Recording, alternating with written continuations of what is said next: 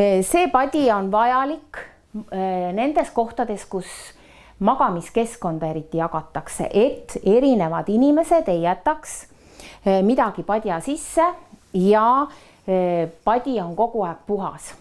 Ja kui ei maga sa ainult mitte oma kodus, vaid lähed reisile, siis siin sellises vutlaris on meie reisipadi.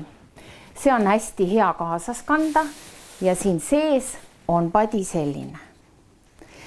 See padi on nii väike kui võimalik ja nii suur kui vajalik, et toetada seda kaelaosa.